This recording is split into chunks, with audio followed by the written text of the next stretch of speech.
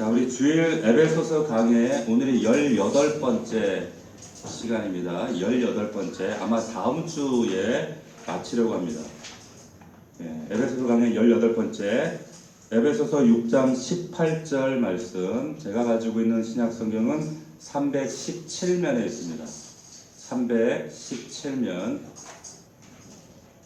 에베소서 6장 18절 한 절 말씀이에요. 우리 함께 우리 힘차게 합독하며 선포하겠습니다. 시작. 모든 기도와 간구를 하되 항상 성령 안에서 기도하고 이를 위하여 깨어 구하기를 항상 힘쓰며 여러 성도를 위하여 구하라. 아멘.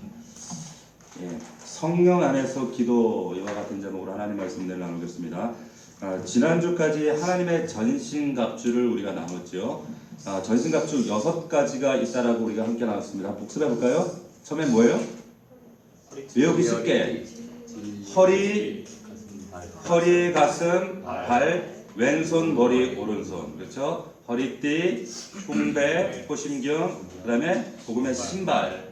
그렇죠? 그 다음에 방패, 투구, 칼, 성경은 이렇게 6가지 무장에 대해서 우리가 살폈는데, 이렇게 이 무장을 하게 하시는 목적이 뭐라 그랬습니까? 이 목적 가장 중요한 것은 6장 13절 말씀이라고 그랬어요. 13절 말씀 보시면 같이 한번 읽어봅시다. 시작. 그러므로 하나님의 전신갑주를 취하라. 이는 악한 날에 너희가 능히 대적하고 모든 일을 행한 후에 서기 위함이다. 자, 악하고 패악한 세대입니다.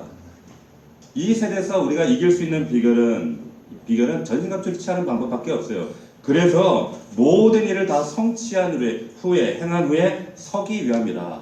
이렇게 말씀하고 있습니다. 이게 가장 중요한 목적이다라고 하는 것이죠. 이렇게 전신갑주의 말씀을 마무리하고 나서 오늘 본문에 보면 그 다음으로 연결하는 처음 말씀이 뭐냐? 기도에 관한 말씀을 하세요. 자, 전신갑주는 영적 전쟁을 위한 무장, 준비라고 하면 이제부터 영적 전쟁을 위한 방법을 말씀하시는 겁니다.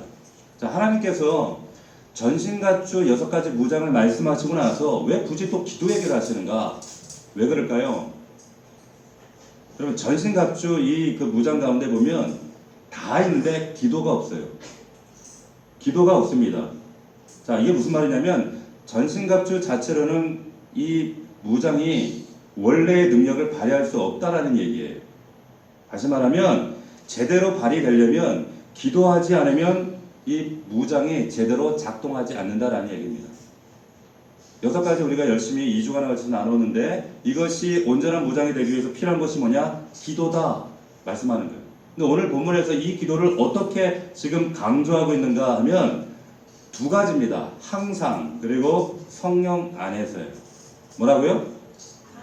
항상, 그리고 성령 안에서 기도하라는 거예요. 이게 핵심입니다.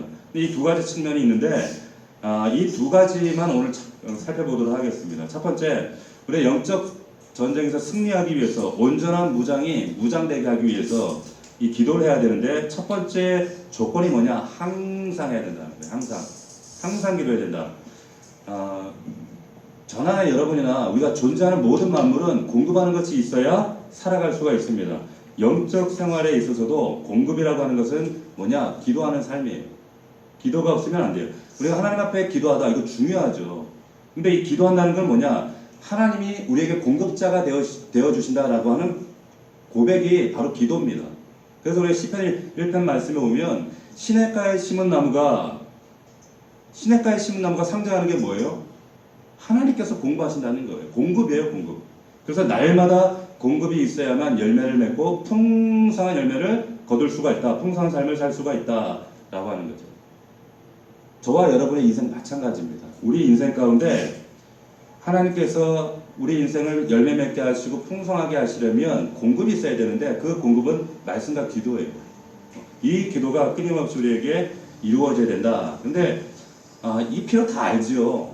근데 오늘 여기 말씀에서는 방법을 말씀하는 것이 아니라 특별히 뭐에 대해 말씀하고 있는가? 특별히 우리가 살펴야 될 것이 기도의 때입니다. 기도의 때. 거기에 관한 이야기가 항상이에요. 언제 기도할 것인가? 기도의 타이밍을 말씀하시는데 우리가 교회 안에서나 밖에서나 어떤 일을 탁월하게 해내는 분들이 있죠. 좀 뭔가 좀 특출나는 분들이 있습니다. 이런 분들을 우리가 아유 질투하고 무시만 할 것이 아니라 왜 저렇게 영육간에 저런 분야의 탁월성을 드러내는가 이게 분석을 해보면 뭔가 차별성이 있다는 거죠. 어떤 차별성이 있는데 달라도 뭐가 달라도 다른 점이 있어요. 근데 그것이 뭔지를 우리가 분석하고 분별하고 그것을 내 것으로 삼는 것. 아 이게 핵심이구나라는 걸 아는 것이 이게 차별성입니다. 이게 중요하다는 거죠. 기도에 대한 말씀에서도 이 기도의 때에 대한 차별성이 있다라고 합니다. 자 이게 무슨 얘기인가? 18절 말씀 여러분 자세히 보시면 모든 기도와 간구를 하는데 항상 성령 안에서 기도하고 성령 안에서 기도하기 앞서서 항상이라는 말을 전제하고 있다는 겁니다. 근데 이 항상이라는 말, 이 단어가 우리 그 성경에는 항상이라고 표현돼 always라고 표현되어 있는데 옛날 성경에는 여러분들 뭐라고 기록되어 있었는지 아세요? 뭐라고 되어 있었죠? 무시로라고 되어 있었어요. 무시로. 많이 들어보셨죠? 무시로. 어디서 들어봤어요? 웃는 분들은 수상한 분들이야. 나훈아를 확 떠올리면서 그리울 때 그때 울어요 하면서 그 무시로가 아니고 나훈아는 무시로 울라고 그랬지만 성경은 무시로 항상 기도하라고 말씀하는 거예요. 무시로. 근데 이 무시로라고 하는 뜻은 뭐냐면 우리가 언뜻 시간적인 always 항상 그것이 아니라 영어 성경에 보면 원문에는 이 원문을 정확하게 NIV 성경이 더 정확하게 번역을 했는데 뭐라고 했는가 하면 all occasions. 그러니까 시간적인 always가 아니라 all, every occasions. 그 모든 상황을 말하는 거죠. 모든 상황. 그러니까 모든 경우에 따라서, 모든 경우의 수에 따라서 기도하는 것. 이거 항상이란 말이에요. 이게 무시로라고 하는 말이에요. 무시로. 자, 이 무시로 기도하는 것이 우리가 이것이 훈련되어질 때 차별성 있는, 그래서 하나님께서 우리를 특별하게 은혜 주시는 역사가 이루어진다는 거예요. 자, 무시로 기도해야 될 상황이 뭘까? 제가 두 가지로 생각을 해봤어요. 자, 그게 뭔가 하면, 우리가 대체로 기도할 때, 언제 기도해요? 위기가 있을 때. 그죠? 중요한 어떤 선택의 문제가 있을 때 기도합니다. 사전에 기도를 하죠. 근데 이보다 더 중요한 건 뭐냐면 사후 기도예요. 이게 중요하다는 겁니다. 예수님께서 기도하신 그런 모습의 예들을 보면 참 기도를 많이 하셨잖아요. 그런데 대체로 보면 항상 중요한 사건과 위기 앞에 기도를 하셨어요. 위기 앞에 두고 기도하는 사람이 어디 있겠어요, 그죠? 위기 앞에서 누구나 다 왜 안 하겠어요? 다 하죠. 예수님께서 공생애 앞두고 기도하셨어요, 그렇죠? 그리고 제자들을 선택할 때도 선택을 앞두고 밤이 새도록 기도하셨어요. 그리고 가장 중요한 거는 예수님께서 겟세마네라고 하는 십자가 사건을 앞두고 사명이잖아요.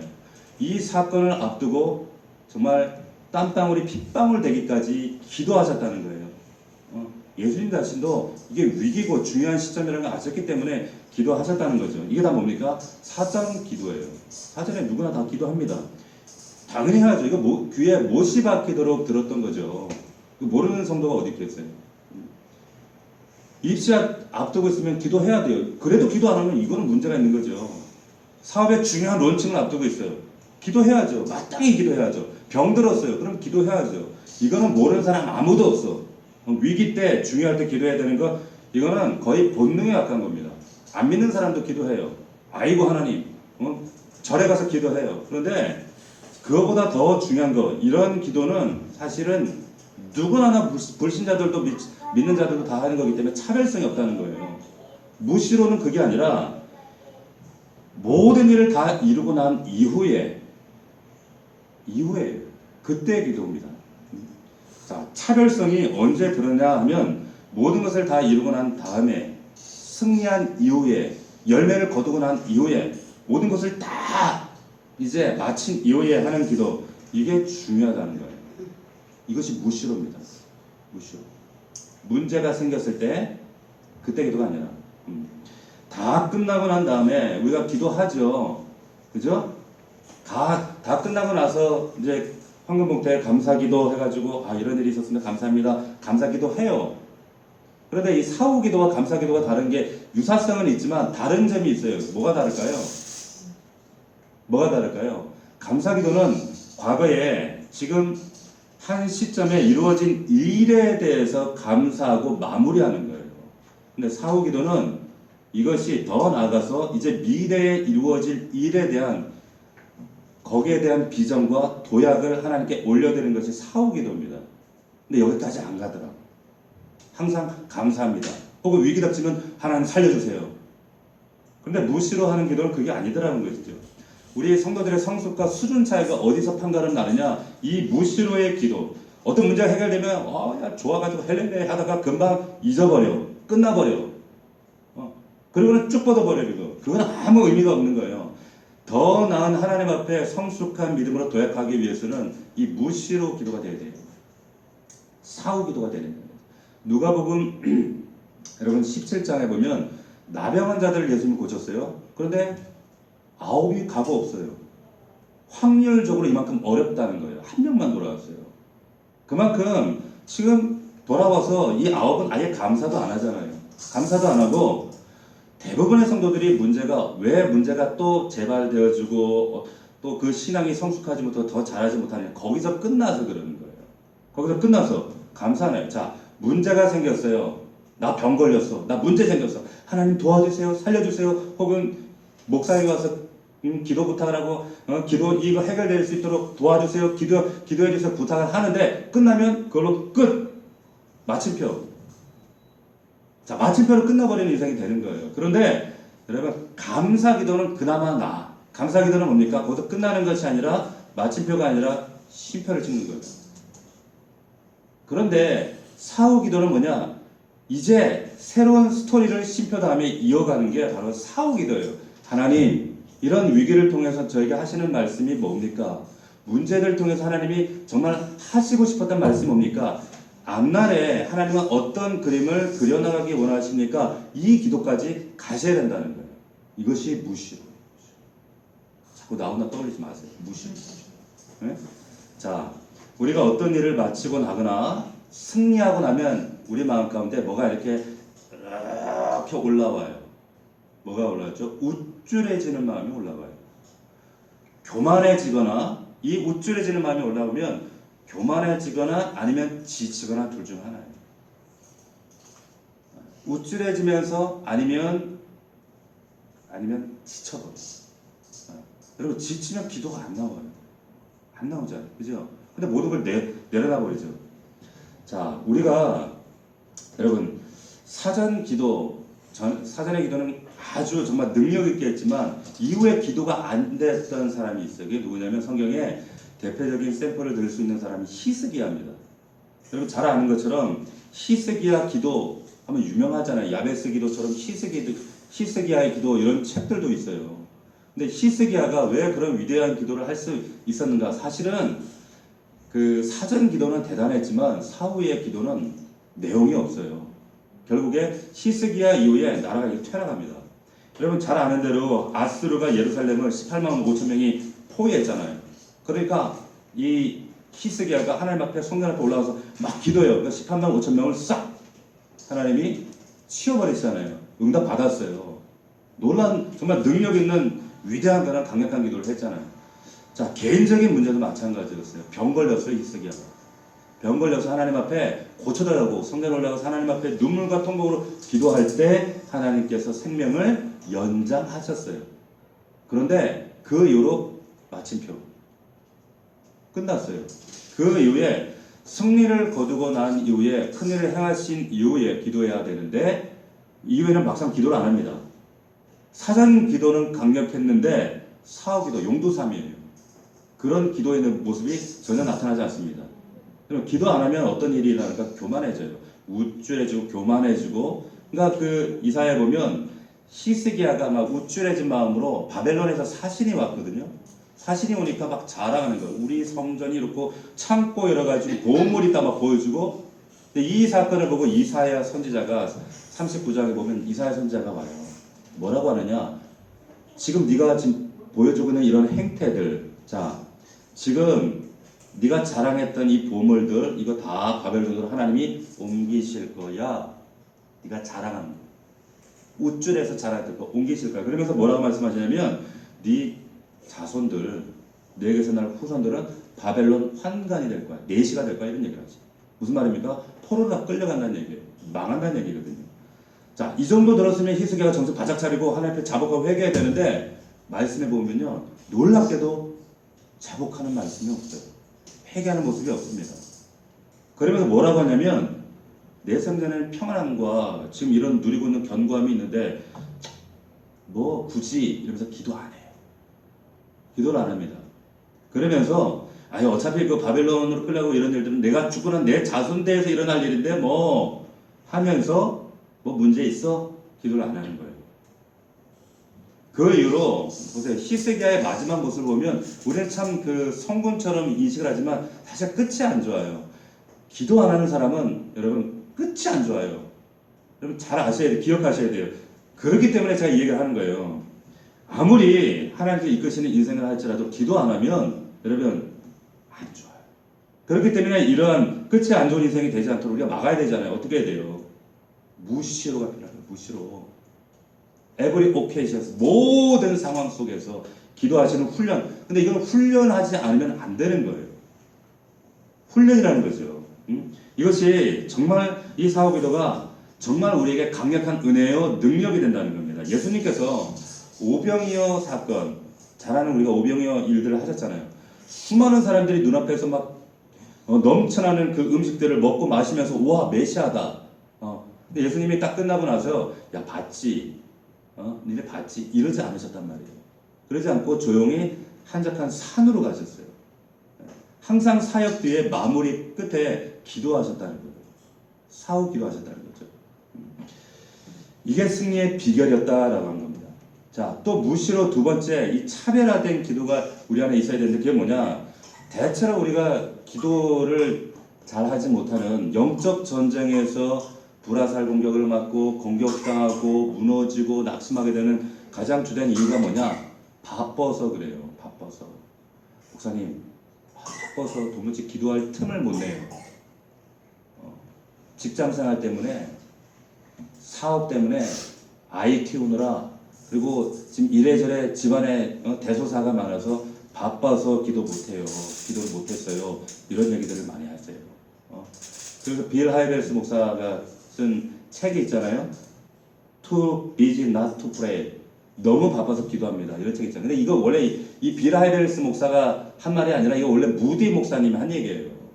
근데 하이벨스 목사 자기 책에 도용한 건데 여러분 너무 바빠서 기도한다는 거예요. 종교개혁가 루터 같은 사람도 너무 바빠서 하루에 3시간씩 기도했다는 거예요. 책 쓰죠. 종교개혁하죠. 목사하죠. 그리고 구교 카톨릭과 지금 종교 전쟁을 하잖아요. 근데 그 와중에 기도한다는 거예요. 3시간씩. 3시간씩. 여러분 바쁘다는 게 뭡니까? 바쁘다는 게 뭐죠? 일이 많다는 거잖아요. 일이 많으니까 바쁘다는 거예요. 근데 일이 많으니까 기도를 근데 많이 해야 되는 거예요. 당연한 겁니다. 왜? 일이 많은데 기도 못한다는 건 결국 무슨 말이냐면 내 힘으로 하겠다는 거거든요. 우리가 입술로 고백할 때는 하나님께서 이 모든 일을 주관하십니다. 주권자 되십니다. 라고 고백은 하는데 그런데 삶으로는 결국에 일이 많으면 많을수록 그런 고백을 한다면 그러면 기도도 더 많아져야 되는데 삶의 현장에서는 기도가 안 하는 거예요. 왜? 바빠서. 이율배반적인 모습이 나오잖아요. 그러니까 결국에 어떻게 해요? 당연한 우리가 기도를 못하니까 하나님이 일하신다 그래놓고 실제는 내가 하잖아요. 그러니까 몸이 축나는 거예요. 몸이 축납니다. 여러분 오병이라고 하는 것은 물질의 오병이어만 있는 게 아니에요. 시간의 오병이어도 있습니다. 물질만 있는 게 아니라 시간도 있고 내 몸도 오병이어가 있어요. 내가 엉뚱한 데 들이면 엉뚱한 데게 새게 돼 있어요. 여러분들 잘 아셔야 돼요. 예수님이 얼마나 아프셨어요.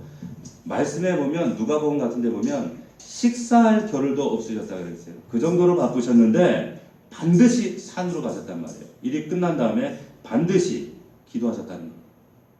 여러분 우리 자녀들에게 한 번쯤 읽혀야 될 링컨의 기도라고 하는 책이 있죠. 거기 보면 링컨이 얼마나 바빴습니까? 대통령이었잖아요. 대통령이면서 남북 전쟁까지 치르니까 얼마나 바빴겠어요. 회의도 하고 전쟁도 하고 전략도 짜야 되고. 근데 그 와중에 이 링컨이 링컨 될 수 있었던 위대한 차별성이 뭐냐? 집무실 뒤에 기도실이 있었다는 거예요.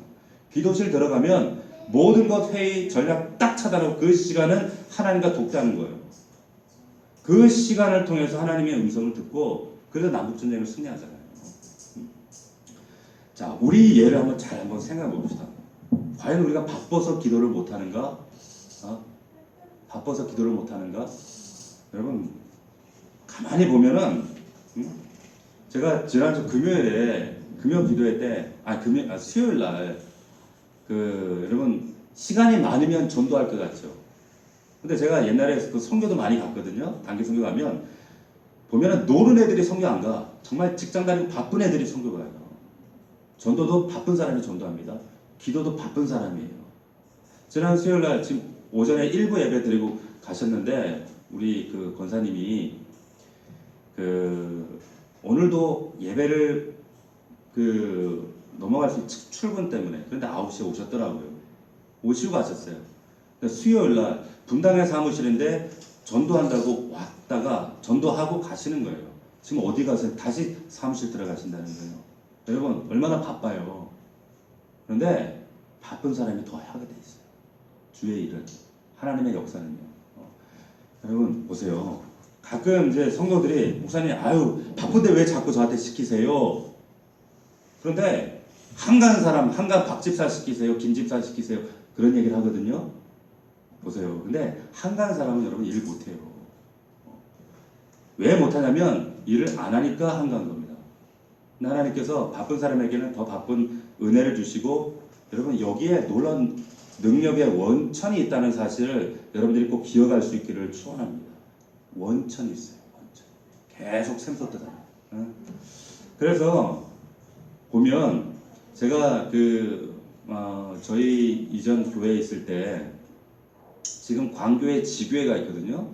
광교 지교회에 거기 동집사님이라는 분이 계세요. 그 집사님 제가 한 달에 한 번 혹은 두 달에 한 번씩 가는 사업장 기도를 해주시던 분들이 있었어요. 이 동집사님 같은 경우에도 아웃소싱 말하자면 신세계 이마트인데 인력을 보내는 사업 그렇게 파견하는 직원들이 한 5,000명 돼요. 그리고 커피 사업, 출판 사업. 그러니까 사업이 너무 분주해요. 근데 이분은 꼭 한 달에 한 번씩 예배를 드리는 거예요. 예배를 꼭 드려요. 근데 막상 가면 막 정신 없어요. 막 사무실하고. 그런데도 가면 막 잘 켜놓고 예배 드려야 된다는 거예요. 예배 드리는. 그래서 믿는 사람들만 사무실 한쪽 모아서 예배를 드려요. 우리 사업하시면 잘 들으세요. 잘 들으셔야 돼요. 바빠서 예배를 못 드리는 것이 아니라 바쁘니까 더 예배 드려야 되는 거예요. 하나님이 여러분 바쁜데 예배 드릴 시간이 어디 있어요? 이런 생각을 할 수가 있는데 바쁜 회사일수록 제가 보니까 여러분 중단하고 제껴놓고 예배하더라고요. 근데 한간에서는 예배 안 드려요. 사과하는 분들이 많이 있었잖아요. 정말 그래요.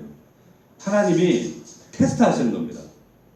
우리의 삶도 마찬가지고 성도도 마찬가지고 전도도 마찬가지고 헌신도 마찬가지고 지금 우리 찬양하는 것도 마찬가지. 이 자리를 지키는 거, 이 예배 자리를 지키는 거, 기도의 자리를 지키는 게 이게 얼마나 중요한지 몰라요. 첫 번째는 지키는 거, 사수하는 거. 우리 여기 애기 엄마들도 있는데 보세요. 우리 엄마들 있잖아요. 엄마들이 처녀 때 믿음은 그거 아니에요. 애를 낳으면 그때가 진짜 믿음인지 아닌지를 알아요. 압니다. 목사님, 아이 키우느라고 기도할 힘이 없어요. 바빠서 기도하면 이해해요. 진짜 아이 키우면 정신없어요. 자기 몸 하나 건사할 힘도 없잖아요. 그런데 거기서 멈추면 그게 다예요. 그게 다예요. 그럼에도 불구하고 기도할 때 그 아이와 엄마가 위대해져요. 하나님이 역사하셔요. 일하신다는 이걸 기억하셔야 돼요.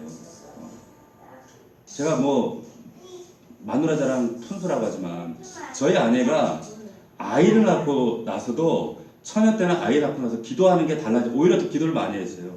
재워놓고 아이를 낳고 기도하고 그러다가 아이를 재워놓으면 또 방으로 밖에 나가서 왜 저는 새벽 기도가 이제 방해가 되잖아요. 그러니까 밖에 나가서 기도하는 거예요. 1시간, 2시간, 1시까지 기도를 합니다. 이게 차별성이에요. 차별성. 그럴 때 하나님이 참 특별한 하나님의 탁월한 일들을 구별해서 부어주시죠. 역사하시는. 제가 세상 말이지만 성경 아니에요. 세상 말이지만 참 좋아하는 말이 하나 있어요. 이게 뭐냐면 아무 일도 하지 않으면 아무 일도 일어나지 않는다. 그런데 바꿔 말하면 아무 기도하지 않으면 아무 일도 일어나지 않습니다. 심어야 일어나는 거예요. 예. 여러분 바쁠수록 더 기도할 수 있는 이게 차별성이에요. 이게 무시로라고 하는 거예요. 그럴 때 기도하면 하나님께서 더 풍성한 인생으로 여러분들을 이끌어 가신다는 거. 이거 여러분들 기억할 수 있기를 주의 이름으로 축원합니다. 자, 두 번째 항상 기도하는 거. 두 번째는 뭐냐? 성령 안에서 기도하는 거예요. 성령 안에서. 우리가 지난주에 그 묵상했던 유다서 말씀에도 보면 뭐라고 말씀했습니까? 믿음 위에 자신을 세우고 성령으로 기도하라 그랬어요. 성령으로. 성령 안에서 기도하라. 이 말과 성령으로 기도하라 같은 말이에요. 자, 모든 기도, 여러 가지 기도가 있어요. 중보기도, 도고도 있고, 뭐, 합심기도 있고, 통성기도 여러 가지 기도가 있는데, 그런 모든 기도 위에 성령 안에서 성령으로 기도해야 된다. Pray in the Holy Spirit. 성령으로 기도해야 된다. 그랬어요. 성령이란, 그래서 보혜사잖아요. 보혜사. 쉽게 얘기하면, 변호사란 얘기예요. 변호사. 그런데 예수님 그분이 변호사시거든요. 근데 예수님께서 요한복음 14장 16절에 뭐라고 말씀하셨냐면 내가 보혜사인데 또 다른 보혜사를 너에게 보내줄게 그랬어요. 또 다른 보혜사. 이게 무슨 말이냐면 또 다른 뭐가 다르다는 걸까요? 이게 헬라어로 알로스라는 말인데 본질은 같은데 다르다는 거예요. 다른 분이라는 거예요. 이 알로스 또 다른 보혜사. 같은 보혜사인데 본질은 같은 보혜사인데 다른 보혜사가 너에게 오실 거야. 그분이 누구예요? 성령 하나님이에요. 성령님. 그분이 여러분 안에 계세요. 안에 계신데 그러면 이분이 뭘 하시는가? 로마서 8장 26절 말씀 잘 들어보십시오.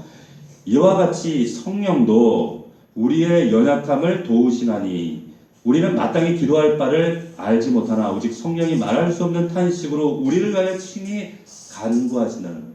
자, 성령이 우리 연약함을 도우신다는 거예요. 우리 연약함을 인정하셔야 돼. 우리 한계를 인정해야 돼. 왜 이렇게 넘어지고 실수하고 자빠지고 괜찮아요. 성경이 그렇게 얘기하고 있잖아요. 근데 성령이 이 연약함을 도우신다는 거예요. 뭘 도와요? 기도를 돕는다는 거예요. 기도할 수 있도록. 그럼에도 불구하고 기도할 수 있도록 성령이 돕는다. 그래서 마땅히 기도할 바를 알지 못하지만 성령이 말할 수 없는 탄식으로 기도하게 하실 때 내 힘으로 기도하는 것이 아니라 성령이 도우시는 기도를 하는 거예요. 여기까지 가셔야 돼요. 기도 1번. 우리 남편 승진, 사업 성공, 우리 애들 연고대, 우리 애들 건강, 뭐 이런 거. 기도 제목 1, 2, 3, 4, 5, 6, 7, 8, 9. 처음엔 다 이렇게 해. 이렇게 해도 괜찮아요. 괜찮은데, 이제 더 다음 단계 한 단계가 나가셔야 될 게 뭐냐면, 성령 안에서 기도할 수 있는 여러분들 되기를 축원합니다. 성령 안에서. 자, 왜 성령 안에서 기도해야 되는가? 이 성령 안에서 기도해야 된다는 의미가 뭔가? 첫 번째는 우리가 죄인이고 연약하고 실패하고 무너지고 낙심하고 그러다 보면 기도가 안 될 때가 많아요. 사실 기도가 될 때보다 안 될 때가 훨씬 많아요. 환경 때문에, 내 의지 때문에. 그런데 성령께서는 그런 우리 마음이 없을 때, 기도할 의지와 힘과 능력이 없을 때 우리에게 기도할 수 있는, 기도를 시작할 수 있게 하시는 영이다라는 말이에요. 자, 이게 무슨 말이냐? 왜 시작할 수 있느냐 하면 성령이 우리를 기도를 말할 수 있도록 하시는 분이라고 했어요. 그게 무슨 말이냐? 사도행전 2장 4절 말씀에 보면 이런 말씀이 있습니다. 잘 들어보세요. 오순절 사건에 있었던 말씀이에요. 사건이에요. 그들이 다 성령의 충만함을 받고, 자, 성령이 말하게 하심을 따라 다른 언어들로 말하기를 시작하니라 말씀했어요. 성령이 하시는 일이 뭐냐? 성령이 말하게 하신다는 거예요. 말하게. 여러분들이 기도할 때 여러분들이 기도하는 것이 아니라 성령이 말하게 하세요. 이게 성령으로 하는 기도예요. 이게 출발입니다. 시작. 자, 우리가 기도할 힘이 없어요. 피곤해요. 곤고해요. 그래서 기도할 마음이 도무지 생기질 않아요. 근데 여러분 그때가 사실 기도의 적기예요. 기도에 적게요. 몸이 아파요. 그래서 입맛이 없어요. 근데 그때 밥 먹어야 돼요. 안 먹으면 더 병들어요. 목사님 기도할 힘이 없어요. 근데 그때가 기도할 적기라는 거예요. 그때 기도하지 않으면 진짜로 망가져. 무너집니다. 불화살이 들어와요. 그때 들어와요. 예? 그래서 성령 안에서 기도하라. 그분을 의지해야 된다는. 기도가 안 될 때, 무기력할 때 어떻게 하느냐? 첫 번째가 뭐냐면 힘들다, 어렵다 할 때 여러분 그럼에도 불구하고 버티고 자리를 지키는 거예요. 지키는 거예요. 버티는 거. 이 자리를 사수하는 거. 우리가 지난주 복상했던 유다서 말씀에 보면 여러분 사람은 인간은 하나님 말씀을 불순종함으로 선악과를 따먹어서 그것이 죄가 됐어요. 사단은 뭐가 죄였을까요? 선악과도 안 따먹었는데 뭐가 죄였어요?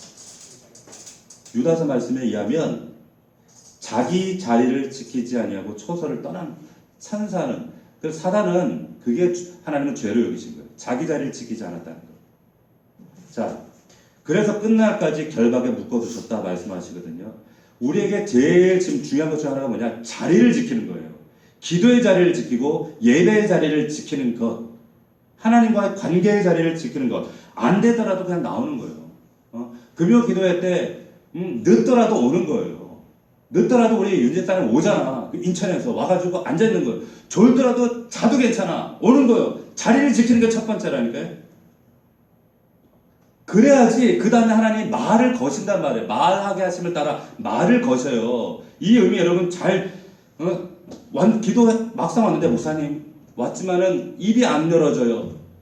기도할 때 머리가 멍해서 아무 생각도 안 나요. 머리가 복잡해서 기도 제목이 안 나와요. 말이 안 나와요. 상관없어요. 그냥 푸념이라도 괜찮다는 거예요. 자, 그래서 어떤 사람 오시면 목사님 답답해서 미치겠어요. 저 사람 옆에 있는 사람 저렇게 기도 열심히 막 솔솔솔솔 방언 기도하고 이제 부르짖어 기도하고 하는데 저는 왜 이렇게 안 되는지 모르겠어요. 힘들어요. 고달파요. 그런데 여러분 그 시작이 그 하수연부터가 하나님이 하시는 거예요. 제가 오래전에 봤던 영화였는데 제목은 기억이 나지 않습니다. 그런데 제가 이 영화가 기억나는 이유는 뭐냐면 그 주중에 그 주인공이 대사 때문이에요. 어떤 이야기냐면 그 행복한 부부가 있었어요. 근데 행복하게 살다가 남편이 배를 탔는지 비행기를 탔는지 하여튼 조난을 당해가지고 집에 안 돌아오는 거예요. 안 돌아가지고 이 아내가 남편을 막 엄청 사랑했던 것 같아요. 그래서 남편을 막 그리워하고 기다리는데 이제 어느 날 갑자기 그 남편의 이제 돌아오지 않는 남편의 그 친한 절친이 위로한답시고 온 거예요. 와가지고는 위로한다고 어깨를 두드려주고 그러다가 둘이 분리이 나버렸네. 분리 나버린 거예요. 자, 그런데 얼마 지나서 시간이 지난 후에 남편이 죽은 줄 알았던 남편이 돌아온 거예요. 돌아오니까 이 아내가 막 괴로워서 이것을 속으로만 삭히고 막 남편을 사랑하니까 말도 못하고 죄책감에 시달리면서 그러한 세월을 보내다가 한 시간이 지난 후에 도무지 너무 괴로워서 남편에게 고백을 하는 거예요. 사실 당신이 조난당하고 집에 없었을 때 당신 친구와 내가 이런 불륜을 저질렀다. 용서해달라. 그러는데 이 남편이 그 이야기를 들은 남편이 뭐라고 하냐면 괜찮아. 그럴 수 있지. 그러더니 그냥 휙 하고 나가보더라는 거예요. 근데 그 장면을 보고 이 여자가 마음이 확 무너져 버린 거예요. 이거 뭐지? 이게 뭐지? 네. 그러면서 뭐라 하냐면 당신 날 사랑한 것도 아니고 날 용서한 것도 아니고 이거는 아무 상관없는 사람이 하는 일이야. 그러면서 했던 아주 유명한 제 기억 속에 있는 대사가 있는데 그게 뭐냐면 할 말이 없게 만드는 것은 사랑이 아니야. 그 뒤통수에다 할 말이 없게 만드는 것은 사랑이야. 보세요. 그 여자가 용서를 구하는 정말 괴로워 나머지 고백은 내가 이런 불륜을 저질렀어. 그 남편이 괜찮아. 괜찮으면 괜찮아야 되는데 왜 이럴까요? 할 말이 없게 만드는 것은 사랑이 아니라고 하는 거예요. 자, 그런데 성령님은 말하게 하신단 말이에요. 말하게 하신다는 거예요. 보세요. 입 닥치게 만드는 거. 우리가 죄인이기 때문에 하나님의 낯짝을 못 들겠습니다. 유구무원하게 만드는 거. 이거는 냉소, 이건 무관심, 이건 사랑이 아니에요. 사랑이 아니고 우리는 하나님 앞에 정말 죄인이기 때문에 어떻게 그분 앞에서 감히 기도를 하고 간구를 하고 입이 10개라도 우리는 그 앞에 간구할 수 없죠. 기도할 수 없죠. 그런데 하나님은 말하지 않으세요. 왜 기도가 힘든 줄 아세요? 왜 힘드냐면 우리가 죄인이기 때문에 힘든 거예요. 처음부터 교회 오자마자 막 기도가 너무 잘 돼. 이거 다 가짜예요. 가짜입니다. 이거 진짜 기도는 정말 하나님 앞에서 말이 안 나와요. 우리가 정말 하나님 앞에 깊은 관계 안에 들어갈수록 나타나는 거 뭐냐면 기도가 그렇게 장황해지지 않아요. 아시죠? 도와주세요. 이 말만 하면 어차피 다 아시잖아요. 근데 그 안에서 하나님의 깊은 소통이 이루어지더라고요. 그럼 복음서에 보면 가나마다 잡혀온 여인이 있었지요. 사람들이 끌어다 예수님 앞에 팍 패대기 쳤어요. 그럼 그 현장에서 예수님께서 질문을 뭐라고 하세요? 야, 좋디? 그 남자는 어땠어? 네 참 뭐야? 어땠는데? 너 몇 명째야? 예수님이 이러시던가요? 이렇게 질문하면 이 여자가 어떻게 대답해요? 어떻게 대답하시겠어요? 이렇게 물으면 잔인한 거죠. 나쁜 사람이지. 그런데 예수님께서 죄 없는 자가 돌로 치라. 한순간에 사람들이 싹 썰물 빠지듯이 다 빠져버렸어요. 그러면서 하시는 말씀이 여인이 말할 수 있도록 물어보시잖아요. 뭐라고 얘기하세요? 뭐라고 했어요? 뭐라고 했어요? 처음 듣는 얘기예요? 널 정죄하는 자가 어디 있니? 예수 노름이 간단하잖아요. 너 정죄하던 사람들 어디 있니? 없는데요. 너도 다음부터 그러지 마. 다음부터는 죄 짓지 마. 근데 이게 사랑이에요. 할 말이 이렇게 해주잖아요. 그러니까 나쁜 사람들을 이게 뭐냐면 사람들 막 궁지에다 뭐라고 다다다다 하는 거. 그거 아니라는 거예요. 여러분 성령 하나님이 그런 분이라는 거예요. 할 말. 그래서 사도행전 2장 4절 말씀처럼 성령이 말하게 하심을 따라 그분이 말하세요. 할 말 있게 하신다니까 우리를.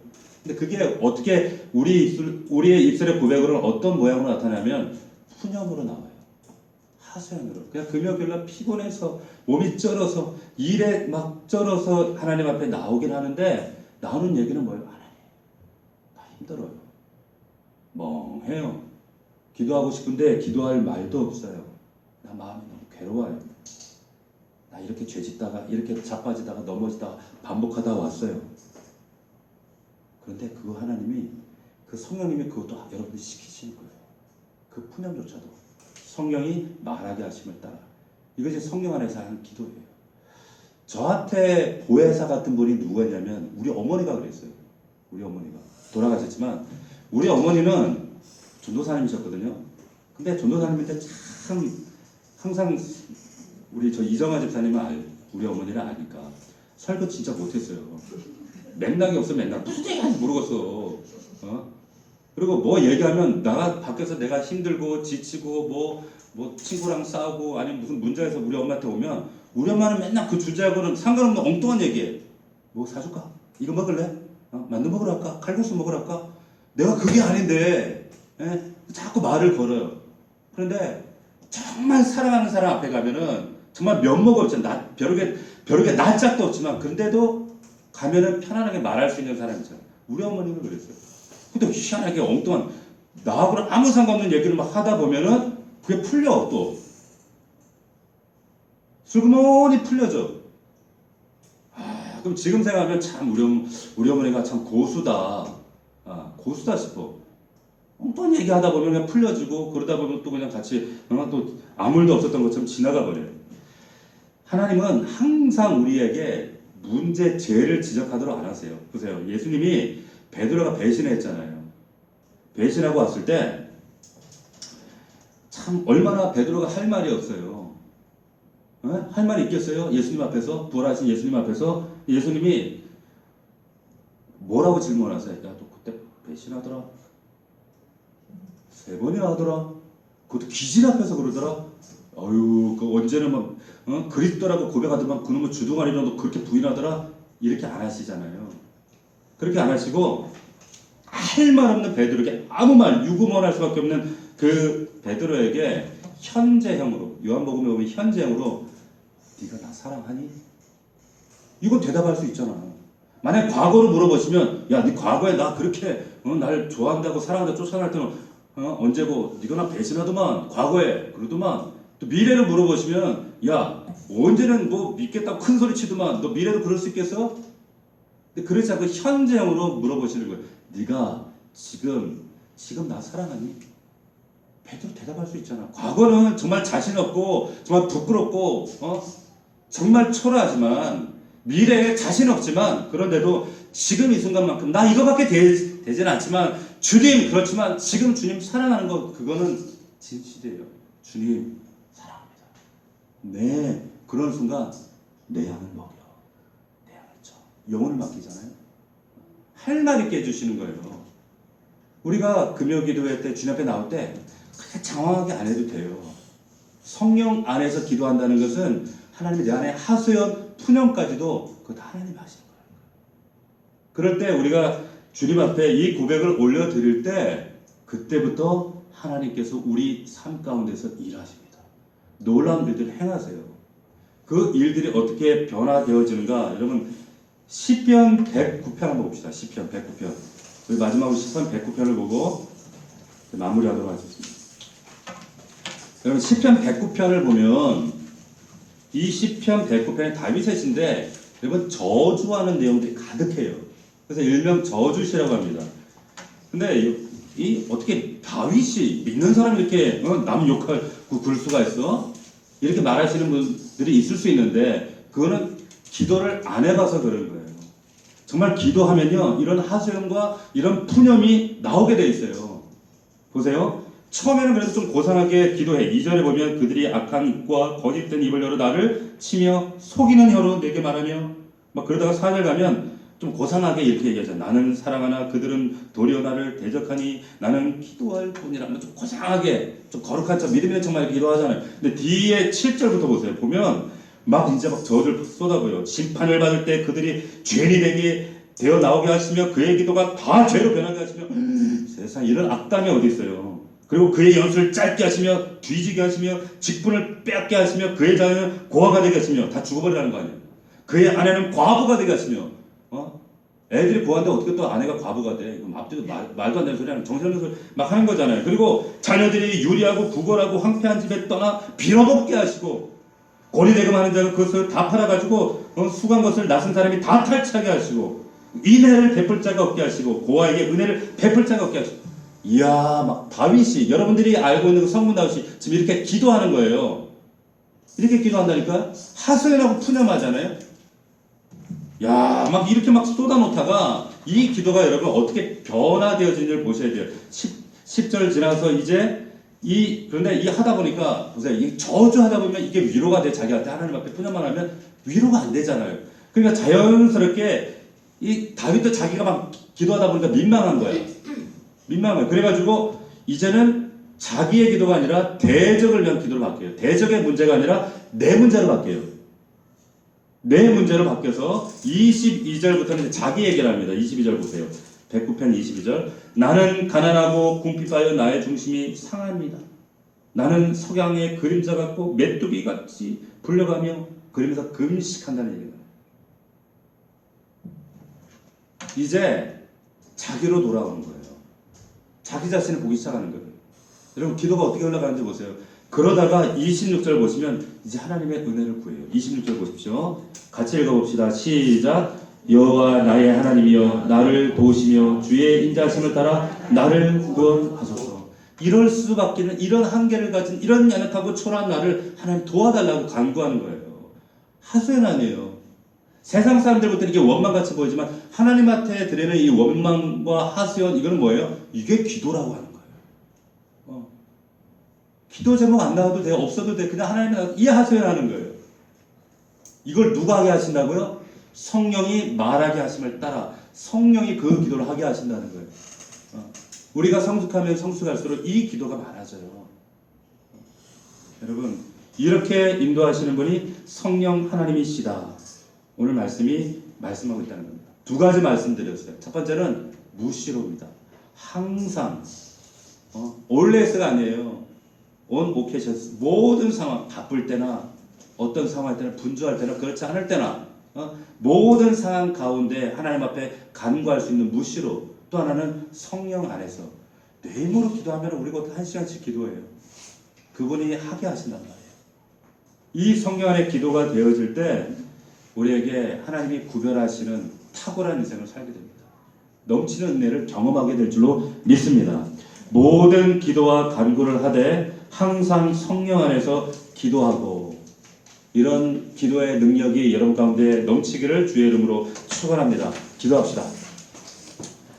1분간만 기도합시다. 하나님, 항상 무시로 성령 안에서 기도할 수 있도록, 아버지, 내 형편과 내 상황 때문에 바빠서 분주해서 기도하지 못했다는 이런 아버지 부차한 변명이 아니라 기도하지 못했기 때문입니다. 하나님, 기도할 수 있는, 정말 하나님과 독대할 수 있는 그런 무시로의 믿음, 이 기도의 능력을 회복할 수 있도록 도와주옵소서. 성령 안에서 아버지 하나님, 성령께서 말할 수 없는 탄식으로 정말 죄인에게 차마 주 앞에 입을 벌릴 수 없는, 유구무원할 수밖에 없는 죄인이지만 하나님, 그 푸념조차도 하소연조차도 들으시는 하나님, 그렇게 고백해 하시는 분이 하나님이심을 믿습니다.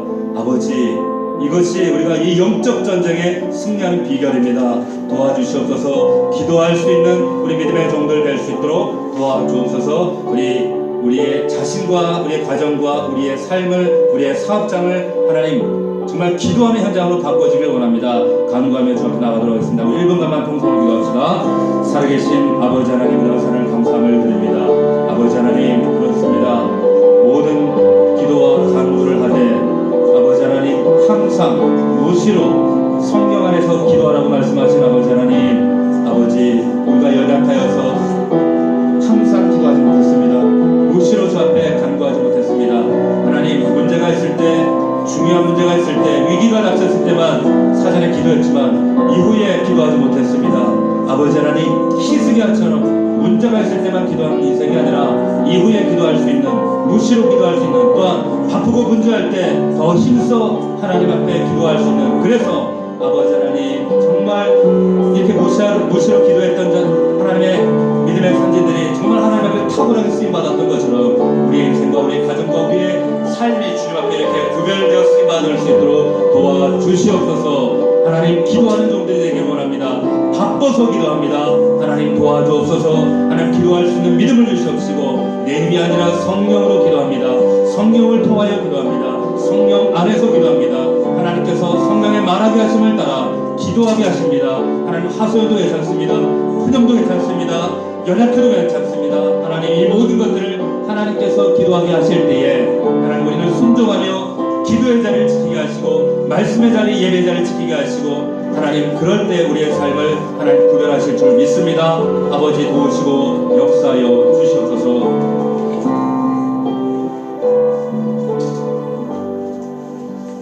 살아계신 아버지 하나님, 모든 기도와 간구를 하되 항상 무시로 하기 원합니다. 바쁠 때나 어려울 때나 위기 때나 편안할 때나 모든 일이 다 끝마쳤을 때나 하나님, 구별하지 아니하고 무시로 기도하는 성숙한 우리 넘치는 주의 가족들이 다 될 수 있도록 인도하여 주시옵소서. 또한 성령 안에서 기도하기 원합니다. 하나님, 우린 죄인이기에 감히 얼굴도 들 수 없는 죄인이지만 하나님은 우리를 말하게 하십니다. 우리를 고백하게 하십니다.